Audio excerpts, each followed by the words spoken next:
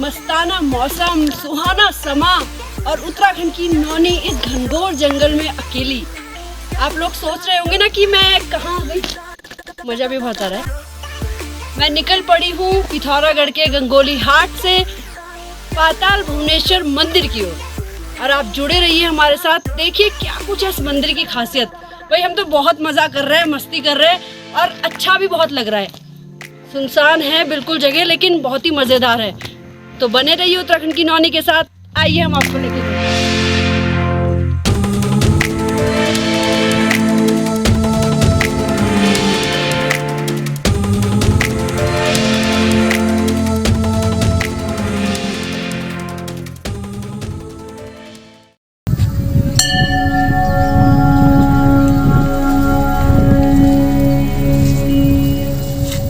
पिथौरागढ़ की पाताल भुवनेश्वर गुफा में हम लोग पहुंच चुके हैं।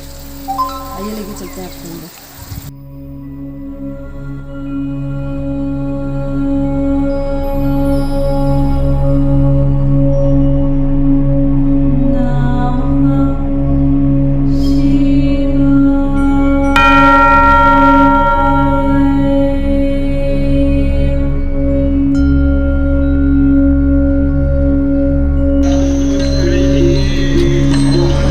हर हर महादेव।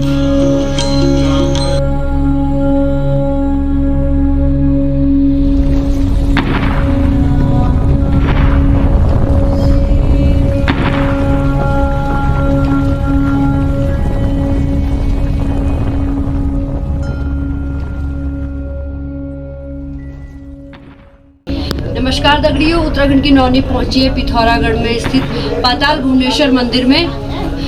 और यहाँ पे हम इनसे पूछेंगे कि आखिर क्या कुछ मान्यता है इस मंदिर की।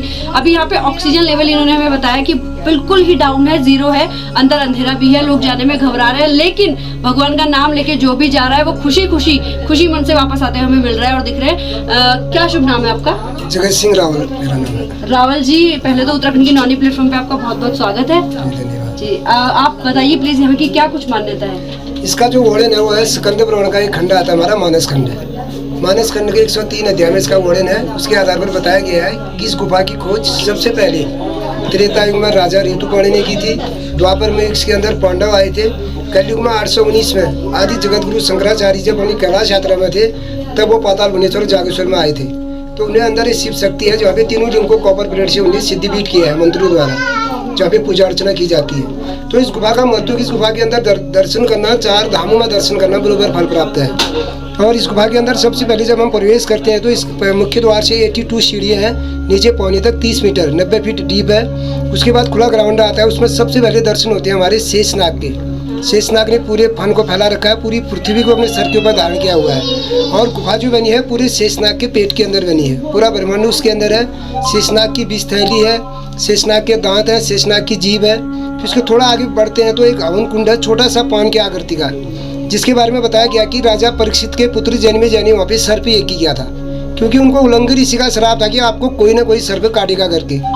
तो उनके पुत्र जन्मे जाने सोचा अगर मैं सारी सर्पों का इसमें हवन करा दूंगा तो कौन सा सर्प ऐसा बचेगा जो मेरे पिताजी को काटेगा। सारी सर्पों का इसमें हवन कर दिया था, लेकिन एक सर्प भाग गए थे, तक्षक, जो भगवान इंद्र के आसन के नीचे छिप गए थे फल के अंदर कीड़े के रूप में। जब उन्होंने सोचा कि अब कोई सर्प नहीं बचा है, लास्ट में फल का हवन करना शुरू किया तो फल के अंदर से आके उन्होंने कीड़े के रूप में राजा परीक्षित को वहाँ पे डस दिया था, उनकी मृत्यु हो गई थी। तो उसी के बगल में दूसरे नाग हैं वासुकी नाग, जो भगवान शंकर के गले में रहते हैं हमेशा, जिन्हें समुद्र मंथन में मथने का काम किया था, मंथन का काम किया था। तो आगे बढ़ते हैं तो शेषनाग की रीढ़ की हड्डियाँ हैं। थोड़ा आगे जाने के बाद गणेश जी का कटा हुआ सर है, ऊपर से अष्टदल कमल है, जिन्होंने गणेश जी के प्राणों की रक्षा की थी। ब्रह्मा जी ने अनुरोध किया ब्रह्मा जी को पार्वती जी ने कि कोई ऐसा उपाय बताओ जिससे गणेश भगवान के प्राण बचाए जा सके। जब तक उनके लिए हाथी का सर नहीं आया तब तक उन्हें अमृत गिरा के उनके प्राणों की रक्षा की थी। बाद में उसी के अभिषेक से हाथी का सर गणेश जी के बॉडी के ऊपर ज्वाइंट किया गया था। उसी के बगल में केदारनाथ, बद्रीनाथ, अमरनाथ 3 है। अमरनाथ की गुफा भी बनी है, ऊपर से अमरनाथ की जटाएं जिससे शिवलिंग बनता है। अभी भी पानी की बूंदें उसके ऊपर गिरती रहती हैं। तो मानस खंड में लिखा हुआ है कि पाताल भुवनेश्वर एक ऐसा दिव्य स्थान है जहाँ पे आदमी एक ही नज़र में तीनों धामों के एक साथ दर्शन कर सकते हैं। यहाँ के दर्शन करना 4 धामों में जाना बराबर पुण्य माना गया है। उससे आगे थोड़ा जाते हैं तो काल भैरव की जीभ है। काल भैरव ने अपना मुँह खोल रखा है, जीभ नीचे लटका रखी है। फिर काल भैरव का पेट है, दाहिनी साइड को काल भैरव की पूंछ है। तो पूछ वाले भाग में बताया गया कि 3 लिंग स्थापित है ब्रह्मा विष्णु शंकर जी के। जो कलयुग का व्यक्ति उनके मौत से प्रवेश करके उनके तीनों लिंग को टच कर लेगा, लिखा है मानस खंड में, तो उसका पुनर्जन्म नहीं होगा, उसको सीधे मोक्ष मिल जाएगा। लेकिन कलयुग का व्यक्ति उनकी पूछ के भाग तक नहीं जा सकता है। फिर उसी के बगल में शंकर भगवान की झोली है, साइड में उनका आसन है जिसको हम काली कमरी कहते हैं, जिसमें आसन लगाते हुए बैठते हैं, उनका पाँव को लटकते हुए दिखा रखा है। फिर उसके बगल में माँ भुवनेश्वर की सुंदर मूर्ति बनी हुई है, जिसमें कंधे में धनुष लटका हुआ, हाथ में खप्पर है, गले में मुंडू की माला है, सर पे मुकुट बंधा हुआ है। तो वो 4 इस पाताल के रक्षक उनको माना गया, 4 दरवाजों के। उसके आगे जाते हैं तो 4 दरवाजे हैं जिससे हम प्रवेश करते हैं, धर्म द्वार है, जिससे प्रवेश करने के बाद आगे बढ़ते हैं मोक्ष द्वार है। तो दाहिनी साइड का दरवाजा है वो रण द्वार है, जो महाभारत की लड़ाई के बाद बंद हो चुका है। बाएं साइड का दरवाजा पाप द्वार है, जो रावण के मरने के बाद वो दरवाजा भी बंद हो गया है। तो पुराण में उल्लेख है कि जो व्यक्ति कलयुग का उस धर्म द्वार से प्रवेश करके एक बार मोक्ष दरवाजे में निकलता है, उसके सारे पाप और दुख दूर होते हैं। हम जब धर्म से मोक्ष की ओर वापस जाते हैं, फिर वापस उस दरवाजे में लौट के नहीं आते हैं, वापस दूसरे रास्ते से आते हैं, गणेश जी के बॉडी के ऊपर, फिर धर्म द्वार में फिर मिल जाते हैं। उसके थोड़े आगे बढ़ जाते हैं तो फिर एक विशाल मैदान आता है, जिसमें बताया गया कि एक कल्प वृक्ष है, जो पारिजात वृक्ष के नाम से भी जाना जाता है। भगवान शंकर की हथेली में टिका हुआ पूरा पत्थर जो है, पूरा पेड़ जो है पत्थर का बना हुआ है, उसमें टहनियाँ लगी हैं, पूरे उसमें ब्रह्मा जी का वो बना हुआ, शंख बने हुए हैं। और कहा गया है कि उसको मनोकामना वृक्ष भी कहते हैं, उसको मनोकामना भी मांगी जाती है वहाँ पे। तो उसी के बगल में गुफा जाती है जिसको कहते हैं हम कदिली वन। कदिली वन का मतलब होता है केलों का बगीचा, जिसके पहरेदार त्रेता युग में हनुमान जी रहा करते थे। जब रावण राम और लक्ष्मण को पाताल में ले जाते हैं तो हनुमान जी इसी पाताल लोक से उनको वापस पृथ्वी में लाते हैं। तो कलयुग के लिए गुफा बंद हो चुकी है, कलयुग का व्यक्ति उसके अंदर प्रवेश नहीं कर सकता है। फिर इसी में 3 गुफाएं हैं, समर, सुमेरु, सुदामा, 3 नाम से गुफाएं प्रसिद्ध हैं। जिन तीनों गुफा में बताया गया कि सप्त ऋषि तपस्या करते हैं, जो आज भी कर रहे हैं, लेकिन कलयुग का व्यक्ति उनको देख नहीं सकता है, वही व्यक्ति देख सकता है जिसके बाद दिव्य शक्ति प्राप्त हो। उसके बगल में छोटी सी गुफा है जिसमें बताया गया है मार्कंडेय ऋषि ने 10,000 वर्ष तपस्या करके मार्कंडेय पुराण लिखा था। उनका आसन दिखाया गया लटकता हुआ, अंदर से उनकी काली छाया दिखाई दी गई है, जो कि बताया गया कि वो अभी भी मरे हुए नहीं है, वो जीवित है। लेकिन कलयुग का व्यक्ति उनके छाया के रूप में दर्शन करता है। जो व्यक्ति कलयुग में उनके छाया के रूप में दर्शन करता है, इनके दर्शन करने से आदमी की अल्प आयु में मृत्यु नहीं होती है, आदमी दुर्घटनाओं से बचता है, क्योंकि उन्होंने महामृत्युंजय मंत्र लिखा था मार्कंडेय ऋषि ने। जब हम किसी का जन्मदिन मनाते हैं तो सबसे पहली पूजा उनकी की जाती है मार्कंडेय ऋषि की। उसके थोड़े आगे बढ़ते हैं, ब्रह्मा जी का 5वां सर है कटा हुआ सर, जिसको कहते हैं ब्रह्म कपाल। तो वहाँ पे ब्रह्मा जी की पूजा नहीं होती है। उसमें बताया गया है कि जैसे हमारे किसी पितृ का पिंडदान छूट जाता है तो श्राद्ध पक्ष में उनका पिंडदान यहाँ से उठाया जाता है। इसके अलावा ये भी लिखा हुआ है कि जैसे कोई निसंतान व्यक्ति है, साधु सन्यासी, जिसका आगे पीछे कोई नहीं है, वो जिंदे में भी अपना तर्पण वहाँ पर करवा सकता है। उसी के ऊपर से कामधेनु गाय का थन है, कामधेनु गाय के थन से 2 युग पहले दूध निकलता था। वो दूध का अभिषेक ब्रह्मा जी के सर के ऊपर होता था, लेकिन कलयुग में वो दूध अब पानी में तब्दील हो गया है। ऊपर से दूध दिखता है, जैसे ही बूंद नीचे गिरती है तो पानी के रूप में गिरती है। तो इसके थोड़ा आगे जाते हैं, सप्त कुंड बने हैं, जिस कुंड के बारे में बताया गया कि सप्त कुंड में जो है अमृत भी था, बीज भी था। तो उसमें से 6 कुंड एक नंबर 1 लाइन में बंदे हैं, 7वां कुंड खुला हुआ है। तो बताया गया कि 6 कुंडों का अमृत 7वें कुंड में इकट्ठा होता है। उस अमृत को पीने के लिए भगवान शंकर के जितने भी सर्प थे आपस में लड़ाई करते थे। तो इसके लिए भगवान शंकर ने ब्रह्मा जी के वाहन हंस को वहाँ पे चौकीदार नियुक्त किया था कि बिना मेरे आदेश से कोई भी समर्थ को नहीं पिएगा करके। तो एक बार हंस ने सोचा मुझे अच्छा मौका मिला है, मैं इनका पहरेदार हूँ, अगर इस अमृत को मैं ही पी लूँगा तो मैं ही हमेशा के लिए अमर हो जाऊँगा, मैं ही क्यों ना पी लूँ। पीने की इच्छा रखी, पिया नहीं, लेकिन शंकर भगवान ने उनको श्राप दे दिया, उनकी गर्दन उस पानी के कुंड से विपरीत कर दी, उल्टी कर दी, और कहा कि तुम इस पानी के कुंड को देख भी नहीं सकते हो, कहाँ पीना। इसलिए वहाँ पे हंस की गर्दन जो है उल्टी साइड को घूमी हुई है। फिर थोड़ा आगे जाते हैं, भगवान शंकर की विशाल जटाएं हैं, जिन जटाओं में आदि जटाओं में भागीरथी गंगा है। जब राजा भगीरथ भागीरथी गंगा को धरती पे लाए थे तो भगवान शंकर ने आदि गंगा को अपने जटाओं में रोक लिया था। उसके नीचे 33 कोटि देवी देवता हैं, पिंड के रूप में भगवान शंकर की आराधना कर रहे हैं, गंगा जल के नीचे स्नान कर रहे हैं। वहीं पर भगवान शंकर ने अपना नर्मदेश्वर महादेव का रूप लिया हुआ है, जो जिनका आधा भाग सूखा आधा भाग गीला है। गीले वाले भाग में बताया गया कि आधे भाग को पानी को ऑब्जर्व कर लेते हैं। तो वहीं पर राजा भगीरथ की मूर्ति बनी है, जो भागीरथी गंगा को धरती पे लाए थे। वहीं पर एक सुंदर सा कुंड है जिसमें गंगा जल इकट्ठा होता है, उसमें विश्वकर्मा जी का हाथ है, जिन्होंने द्वापर युग में उसको निर्मित किया था, बनाया गया था।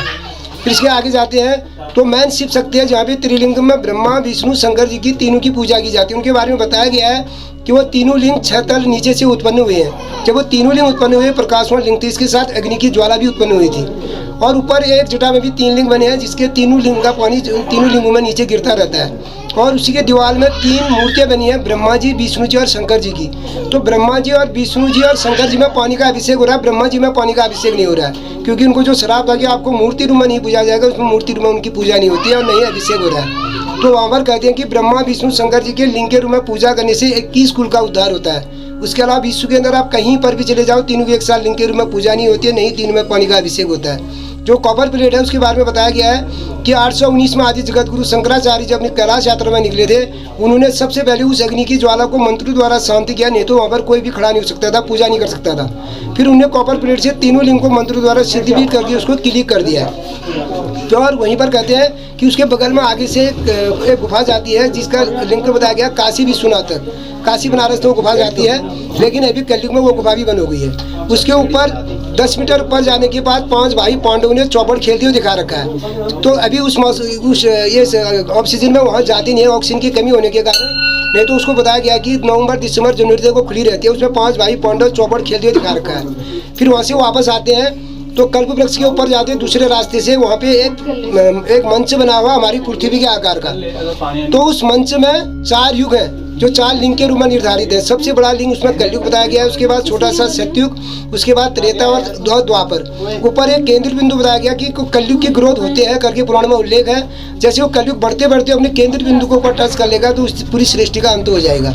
उसके बाद पृथ्वी प्रलय हो जाएगी, कलयुग के बाद सतयुग लग जाएगा, फिर त्रेता द्वापर और चक्र फिर दोबारा चलता रहेगा। उसी के अंदर से गुफा बताया गया सेतु बंधु रामेश्वरम, जो दक्षिण भारत में है, वहाँ तक उसकी सुरंग जाती है, लेकिन कलयुग में वो गुफा भी बन हो गई है। फिर वापस आते हैं हम ग्राउंड में, जहाँ पे अरावत हाथी, एक विशाल अरावत हाथी है, जो 1000 जिनके पाँव हैं, 7 उनके सूंड हैं, 7 माथे हैं। जो बताया गया कि भगवान इंद्र का वो वाहन था, जो हवा में भी उड़ता था, जल में भी तैरता था, थल में भी चलता था, तीनों गति थे उनके, जल थल वायु।